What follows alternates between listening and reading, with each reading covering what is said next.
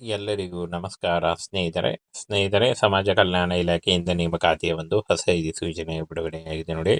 Both male and female ಪುರುಷ ಮತ್ತು ಮಹಿಳಾ ಅಭ್ಯರ್ಥಿಗಳು ಇಬ್ಬರು ಅರ್ಜಿಗಳನ್ನ ಸಲ್ಲಿಸಬಹುದಾಗಿರುತ್ತೆ. ಸಂಪೂರ್ಣವಾಗಿ ಈ ಒಂದು ಹುದ್ದೆಗಳು ಸರ್ಕಾರಿ ಉದ್ಯೋಗಗಳು ಮತ್ತು ಕಾಯಂ ಉದ್ಯೋಗಗಳಾಗಿರ್ತಾವೆ ನೋಡಿ. ಫ್ರೆಂಡ್ಸ್, ಇನ್ನು ಸಮಾಜ ಕಲ್ಯಾಣ ನೇಮಕಾತಿ ಆಗಿರುತ್ತೆ ನೋಡಿ. ಇನ್ನು ಪೋಸ್ಟ್ ಹೆಸರು, ಖಾಲಿ ಹುದ್ದೆಗಳ ಸಂಖ್ಯೆ, ಅರ್ಹತೆ ಮತ್ತು ಸಂಬಳ ನೋಡಿ. ಸಮಾಜ ಸೇವಕ 50 ಹುದ್ದೆಗಳಿದ್ದಾವೆ. ಸಮಾಜ ಕಾರ್ಯದಲ್ಲಿ ಪದವಿ, ಯಾವುದೇ ಡಿಗ್ರಿ ಮಾಡ್ಕೊಂಡಿದ್ರು ಕೂಡ ನೀವು ಈ ಒಂದು ಹುದ್ದೆಗಳಿಗೆ ಅರ್ಜಿಗಳನ್ನ ಸಲ್ಲಿಸಬಹುದು. 25,000ದಿಂದ 30,000ವರೆಗೂ ಪರ್ ಮಂತ್ ಸ್ಯಾಲರಿ ಆಗಿರುತ್ತೆ. ಇನ್ನು ಯೋಜನಾ ಸಹಾಯಕರು 30 ಹುದ್ದೆಗಳಿದ್ದಾವೆ. ಯಾವುದೇ ಡಿಗ್ರಿ ಕೇಳಿದ್ದಾರೆ 20,000ದಿಂದ 25,000ವರೆಗೂ ಪರ್ ಮಂತ್ ಸ್ಯಾಲರಿ ಆಗಿರುತ್ತೆ. ಇನ್ನು ಡೇಟಾ ಎಂಟ್ರಿ ಆಪರೇಟರ್ ನೋಡಿ, 20 ಹುದ್ದೆಗಳಿದ್ದಾವೆ.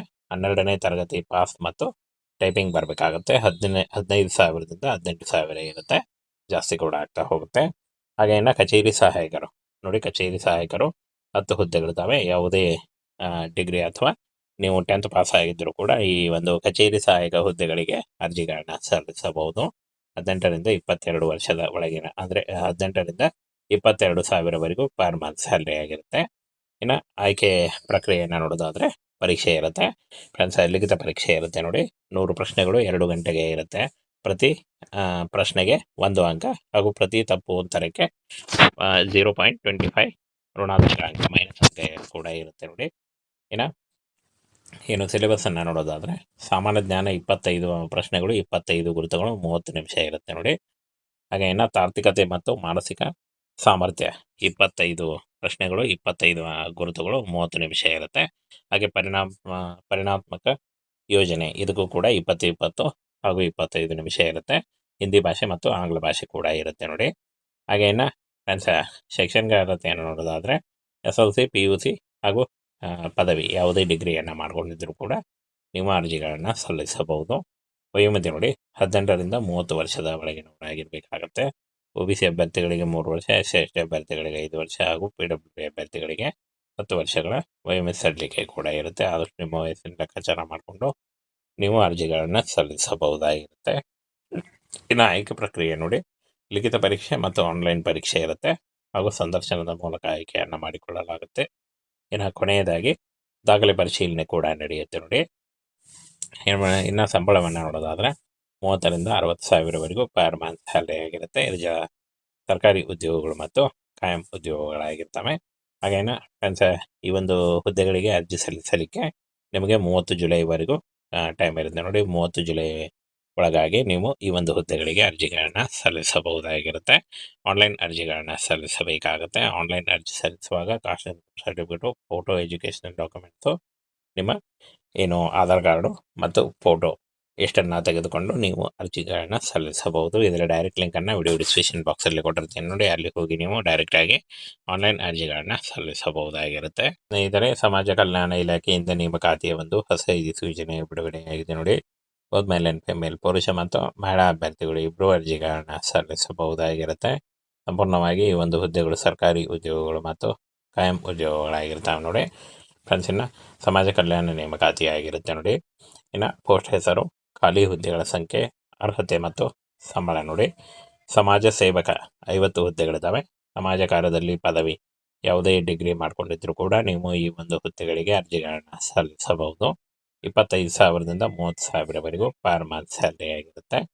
ಇನ್ನು ಯೋಜನಾ ಸಹಾಯಕರು 30 ಹುದ್ದೆಗಳಿದ್ದಾವೆ. ಯಾವುದೇ ಡಿಗ್ರಿ ಕೇಳಿದ್ದಾರೆ 20,000ದಿಂದ 25,000ವರೆಗೂ ಪರ್ ಮಂತ್ ಸ್ಯಾಲರಿ ಆಗಿರುತ್ತೆ. ಇನ್ನು ಡೇಟಾ ಎಂಟ್ರಿ ಆಪರೇಟರ್ ನೋಡಿ, 20 ಹುದ್ದೆಗಳಿದ್ದಾವೆ. 12ನೇ ತರಗತಿ ಪಾಸ್ ಮತ್ತು ಟೈಪಿಂಗ್ ಬರಬೇಕಾಗುತ್ತೆ. 15,000ದಿಂದ 18,000 ಇರುತ್ತೆ, ಜಾಸ್ತಿ ಕೂಡ ಆಗ್ತಾ ಹೋಗುತ್ತೆ. ಹಾಗೆ ಇನ್ನು ಕಚೇರಿ ಸಹಾಯಕರು ನೋಡಿ, ಕಚೇರಿ ಸಹಾಯಕರು 10 ಹುದ್ದೆಗಳಿದ್ದಾವೆ. ಯಾವುದೇ ಡಿಗ್ರಿ ಅಥವಾ ನೀವು 10th ಪಾಸ್ ಆಗಿದ್ದರೂ ಕೂಡ ಈ ಒಂದು ಕಚೇರಿ ಸಹಾಯಕ ಹುದ್ದೆಗಳಿಗೆ ಅರ್ಜಿಗಳನ್ನ ಸಲ್ಲಿಸಬಹುದು. 18ರಿಂದ 22 ವರ್ಷದ ಒಳಗಿನ, ಅಂದರೆ 18ರಿಂದ 22,000ವರೆಗೂ ಪರ್ ಮಂತ್ ಸ್ಯಾಲರಿ ಆಗಿರುತ್ತೆ. ಇನ್ನು ಆಯ್ಕೆ ಪ್ರಕ್ರಿಯೆಯನ್ನು ನೋಡೋದಾದರೆ ಪರೀಕ್ಷೆ ಇರುತ್ತೆ. ಫ್ರೆಂಡ್ಸ್, ಲಿಖಿತ ಪರೀಕ್ಷೆ ಇರುತ್ತೆ ನೋಡಿ. 100 ಪ್ರಶ್ನೆಗಳು 2 ಗಂಟೆಗೆ ಇರುತ್ತೆ. ಪ್ರತಿ ಪ್ರಶ್ನೆಗೆ 1 ಅಂಕ ಹಾಗೂ ಪ್ರತಿ ತಪ್ಪು ಉತ್ತರಕ್ಕೆ 0.25 ಋಣಾತ್ಮಕ ಅಂಕ ಮೈನಸ್ ಅಂಕ ಕೂಡ ಇರುತ್ತೆ ನೋಡಿ. ಏನು ಸಿಲೆಬಸ್ಸನ್ನು ನೋಡೋದಾದರೆ ಸಾಮಾನ್ಯ ಜ್ಞಾನ 25 ಪ್ರಶ್ನೆಗಳು, 25 ಗುರುತುಗಳು, 30 ನಿಮಿಷ ಇರುತ್ತೆ ನೋಡಿ. ಹಾಗೆ ಇನ್ನು ತಾರ್ಕಿಕತೆ ಮತ್ತು ಮಾನಸಿಕ ಸಾಮರ್ಥ್ಯ 25 ಪ್ರಶ್ನೆಗಳು, 25 ಗುರುತುಗಳು, 30 ನಿಮಿಷ ಇರುತ್ತೆ. ಹಾಗೆ ಪರಿಣಾತ್ಮಕ ಯೋಜನೆ ಇದಕ್ಕೂ ಕೂಡ 20 ಹಾಗೂ 25 ನಿಮಿಷ ಇರುತ್ತೆ. ಹಿಂದಿ ಭಾಷೆ ಮತ್ತು ಆಂಗ್ಲ ಭಾಷೆ ಕೂಡ ಇರುತ್ತೆ ನೋಡಿ. ಹಾಗೆ ಇನ್ನು ಶೈಕ್ಷಣಿಕ ಅರ್ಹತೆಯನ್ನು ನೋಡೋದಾದರೆ SLC, PUC ಹಾಗೂ ಪದವಿ ಯಾವುದೇ ಡಿಗ್ರಿಯನ್ನು ಮಾಡ್ಕೊಂಡಿದ್ದರೂ ಕೂಡ ನೀವು ಅರ್ಜಿಗಳನ್ನು ಸಲ್ಲಿಸಬಹುದು. ವಯೋಮಿತಿ ನೋಡಿ 18ರಿಂದ 30 ವರ್ಷದ ಒಳಗಿನವರಾಗಿರಬೇಕಾಗತ್ತೆ. OBC ಅಭ್ಯರ್ಥಿಗಳಿಗೆ 3 ವರ್ಷ, SC ಅಭ್ಯರ್ಥಿಗಳಿಗೆ 5 ವರ್ಷ ಹಾಗೂ PWD ಅಭ್ಯರ್ಥಿಗಳಿಗೆ 10 ವರ್ಷಗಳ ವಯೋಮಿತಿ ಸಡಿಲಿಕೆ ಕೂಡ ಇರುತ್ತೆ. ಆದಷ್ಟು ನಿಮ್ಮ ವಯಸ್ಸಿನ ಲೆಕ್ಕಾಚಾರ ಮಾಡಿಕೊಂಡು ನೀವು ಅರ್ಜಿಗಳನ್ನು ಸಲ್ಲಿಸಬಹುದಾಗಿರುತ್ತೆ. ಇನ್ನು ಆಯ್ಕೆ ಪ್ರಕ್ರಿಯೆ ನೋಡಿ, ಲಿಖಿತ ಪರೀಕ್ಷೆ ಮತ್ತು ಆನ್ಲೈನ್ ಪರೀಕ್ಷೆ ಇರುತ್ತೆ ಹಾಗೂ ಸಂದರ್ಶನದ ಮೂಲಕ ಆಯ್ಕೆಯನ್ನು ಮಾಡಿಕೊಳ್ಳಲಾಗುತ್ತೆ. ಇನ್ನು ಕೊನೆಯದಾಗಿ ದಾಖಲೆ ಪರಿಶೀಲನೆ ಕೂಡ ನಡೆಯುತ್ತೆ ನೋಡಿ. ಇನ್ನು ಸಂಬಳವನ್ನು ನೋಡೋದಾದರೆ 30ರಿಂದ 60 ಸಾವಿರವರೆಗೂ ಪರ್ ಮಂತ್ ಸ್ಯಾಲರಿ ಆಗಿರುತ್ತೆ. ಇದು ಸರ್ಕಾರಿ ಉದ್ಯೋಗಗಳು ಮತ್ತು ಕಾಯಂ ಉದ್ಯೋಗಗಳಾಗಿರ್ತವೆ. ಹಾಗೇನ ಈ ಒಂದು ಹುದ್ದೆಗಳಿಗೆ ಅರ್ಜಿ ಸಲ್ಲಿಸಲಿಕ್ಕೆ ನಿಮಗೆ 30 ಜುಲೈವರೆಗೂ ಟೈಮ್ ಇರುತ್ತೆ ನೋಡಿ. 30 ಜುಲೈ ಒಳಗಾಗಿ ನೀವು ಈ ಒಂದು ಹುದ್ದೆಗಳಿಗೆ ಅರ್ಜಿಗಳನ್ನು ಸಲ್ಲಿಸಬಹುದಾಗಿರುತ್ತೆ.